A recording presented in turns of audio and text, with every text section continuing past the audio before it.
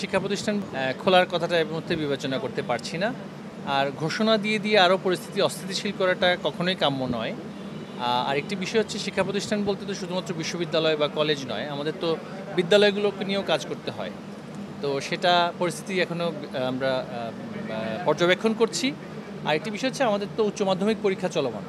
এখন আমাদের প্রথম যেটা অগ্রাধিকার সেটা হচ্ছে উচ্চ মাধ্যমিক পরীক্ষার যে প্রক্রিয়াটা সেটাকে যাতে করে আমরা চাই যে সেটা পুনরায় আবার যাতে করে শুরু করা যেতে পারে উচ্চ মাধ্যমিক, সেই পরিস্থিতি এখন পর্যবেক্ষণ করা হচ্ছে। আর উচ্চশিক্ষা প্রতিষ্ঠান যেগুলো আছে সেগুলোর জন্য আলাদাভাবে ভাবতে হবে কোন প্রক্রিয়ায় কিভাবে শান্তিপূর্ণ সহাবস্থানের কথা বলা হচ্ছে, নিরাপত্তার কথা বলা হচ্ছে, সেগুলো তো আগে নিশ্চিত করতে হবে। এখন তাড়াহুড়ো করে খুলে দিয়ে আবারও অরাজকতা করাটা সেটা যেমনি করে আমরা চাচ্ছি না কেউই। আবার একটা বিষয় যেটা প্রথম থেকেই দেখা হচ্ছে যে ঘোষণা হচ্ছে একটা আর কাজ হচ্ছে আরেকটা। ঘোষণাকারীরা অনেক সময় বলছেন যে সেটা শান্তিপূর্ণভাবে এই করতে সেই করতে ইত্যাদি, কিন্তু যারা সেটা বাস্তবায়ন করছে তারা কিন্তু আর সেটা শান্তিপূর্ণ প্রক্রিয়ার মধ্যে রাখছে না। তো সেখানে মনে হচ্ছে একটা অশুভ প্রক্রিয়া সেখানে আমরা দেখতে পাচ্ছি। তো সেইগুলো আসলে বিবেচনা করার জন্য আগামীকালের পরীক্ষাটা ইতিমধ্যেই স্থগিত করা হয়েছে। তো আগামী সপ্তাহের বিষয়ে আমরা বসেছি।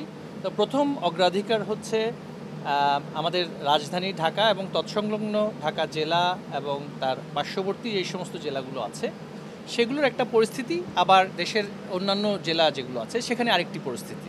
তো সেটা আলাদাভাবেই বিবেচনা করা হচ্ছে। যেহেতু পরীক্ষা সারা দেশে একসাথেই হয়ে থাকে, পরীক্ষার বিষয়টা সবচাইতে বেশি অগ্রাধিকার পাচ্ছে আমাদের কাছে এই মুহূর্তে।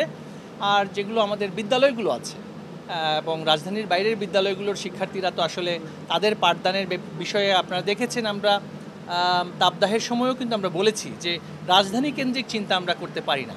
তো শিক্ষা প্রতিষ্ঠান বলতে কিন্তু শুধুমাত্র কলেজ বিশ্ববিদ্যালয় নয়, আমাদের প্রায় 2 কোটির উপরে শিক্ষার্থী আমাদের বিদ্যালয়গুলোতে পড়াশোনা করছে, প্রাথমিক বিদ্যালয় সহ।